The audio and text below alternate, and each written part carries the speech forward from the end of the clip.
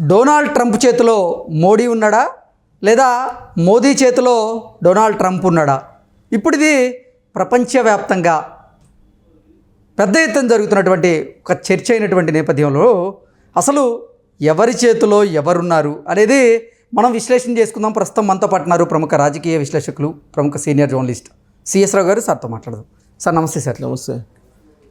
Donald Trump చేతిలో మోదీ ఉన్నారా లేదా మోదీ చేతిలో డొనాల్డ్ ట్రంప్ ఉన్నారా? ఇప్పుడు ఇదే చర్చ ప్రపంచవ్యాప్తంగా జరుగుతూ ఉంది. అసలు ఏంటి సార్, ఎవరి చేతిలో ఎవరున్నట్లు? దీని మీద మీ విశ్లేషణ ఏంటి? ఆసక్తికరమైన చర్చ ఇది. ఒకసారి అనుకోవచ్చు చూసేవాళ్ళు కూడా, మీకు ఏమన్నా పిచ్చి పట్టిందా లేదా అమెరికా లాంటి కంపెనీకి, అమెరికా లాంటి దేశానికి ప్రెసిడెంట్గా ఉన్న డొనాల్డ్ ట్రంప్ మోదీ చేతిలో ఉండేది. ప్రెసిడెంట్గా ఉన్నటువంటి డొనాల్డ్ ట్రంప్ మోడీ చేతిలో ఉండటం ఏంటి అని అనొచ్చు. కానీ ఇది వాస్తవం. మోడీ గారి చేతిలో ట్రంప్ ఉండబోతున్నాడు రాబోయేటువంటి రోజుల్లో అనేది. ఎలా అంటే చేతిలో ఉన్నాయంటే మీరు ఏది చెప్తే అది చేయటం కాదు.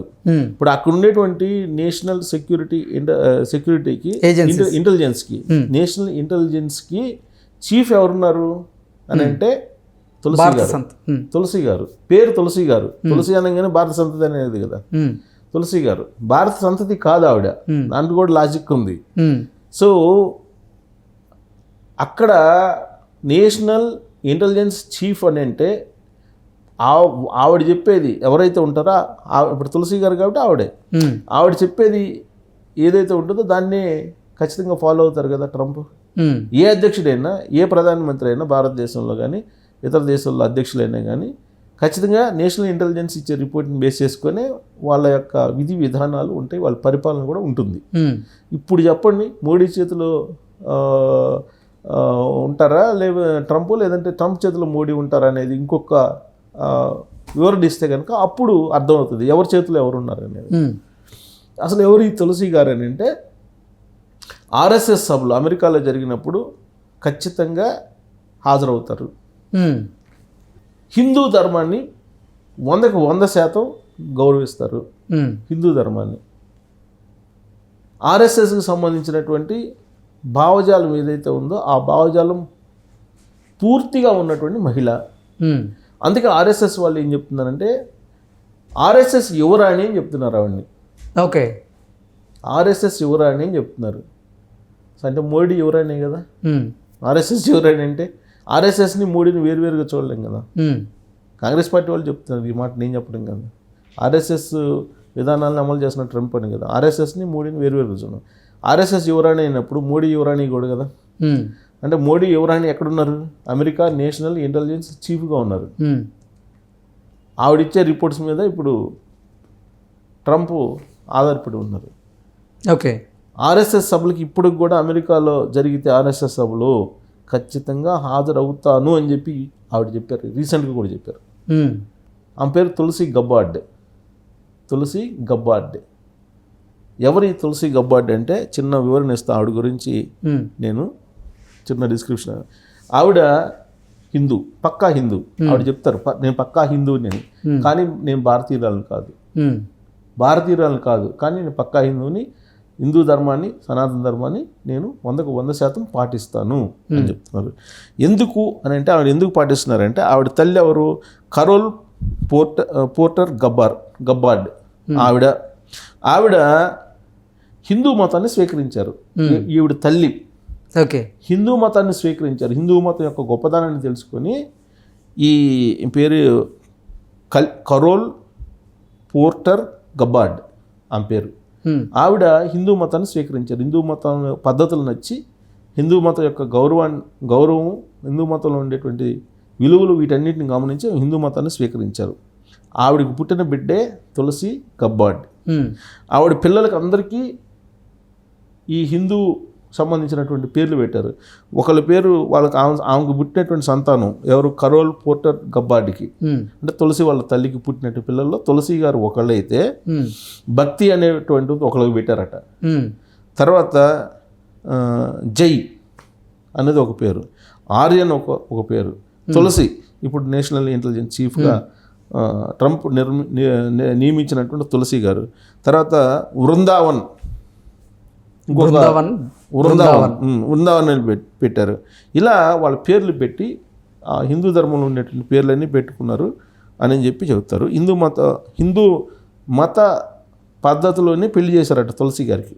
ఓకే. ఆవిడ హిందూ మతం ప్రకారం హిందూ మత పద్ధతిలో పెళ్ళిళ్ళు చేశారు. వ్యవహారాలు అన్నీ కూడా అలానే మతాచారం ప్రకారంగా మొత్తం చేశారు. సో ఆవిడ ఈ మధ్య కాలంలో కూడా తులసి గారు మాట్లాడుతూ ఏం చెప్పారంటే, నేను భారతీయురాలను కాదు, కానీ నేను హిందువుని అని చెప్పి అఫీషియల్ స్టేట్మెంట్ ఇచ్చారండి అమెరికాలో. ఓకే. ప్లస్ ఆర్ఎస్ఎస్లో నేను పార్టిసిపేట్ చేస్తాను, ఆర్ఎస్ఎస్ పద్ధతులు నాకు నచ్చింది అని చెప్పారు.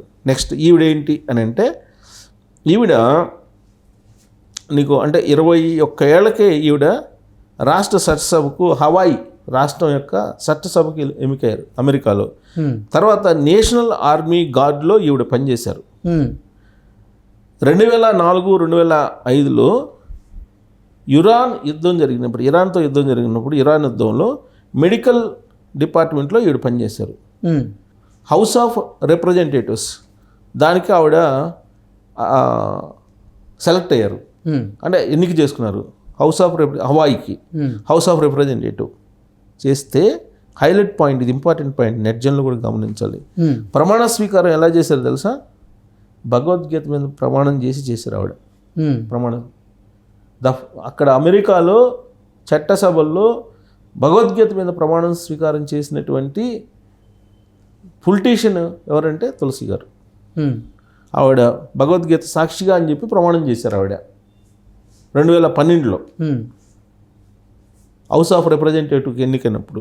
తర్వాత 2019లో అధ్యక్ష పదవికి పోటీ పడ్డారు ఆవిడ. 2019లో పోటీపడి, ప్రైమరీస్ ఉంటాయి కదా, పోటీ పడిన తర్వాత ఈ జో బైడెన్ తోటి పోటీ పడ్డారు. అంటే డెమోక్రటిక్ పార్టీ ఈవిడ. అయితే ప్రైమరీస్ ఉంటాయి కదా, ఫస్ట్ డెమోక్రటిక్ నుంచి ఎంపిక చేసుకోవాలి అధ్యక్షకి ఎవరనేది. ఆ పదవుల్లో జో బైడెన్ తోటి పోటీ పడి తర్వాత ఓడిపోయారు ఆవిడ. ఓడిపోయి ఆవిడ ఏం చేశారంటే, రష్యా ఉక్రెయిన్ యుద్ధానికి పరోక్షంగా అమెరికా సహకారం అందిస్తుంది, దీనికి కారణం జో బైడెన్ అనేటువంటి ఉద్దేశంతో అక్కడ విభేదించి ఆవిడ ఎన్నికల ముందు రిపబ్లికన్ పార్టీలో చేరారు. రిపబ్లికన్ పార్టీలో చేరి ఇప్పుడు ట్రంప్కి అత్యంత విశ్వాసపాత్రులుగా అయిపోయి, ట్రంప్ ఇప్పుడు నేషనల్ సెక్యూరిటీ ఇంటెలిజెన్స్కి ఆవిడ్ని చీఫ్గా నియమించుకున్నారు. ఇది ఆవిడ హిస్టరీ.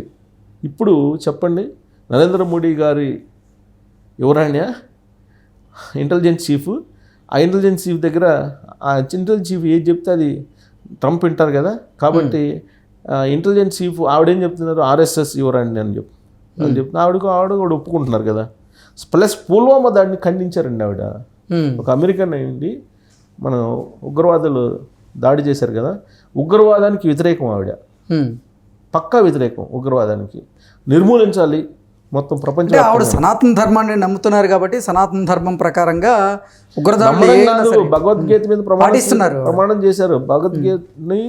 భగవద్గీత సాక్షిగా అంటూ ప్రమాణ స్వీకారం చేశారు చట్టసభల్లో ఆవిడ 2012లో.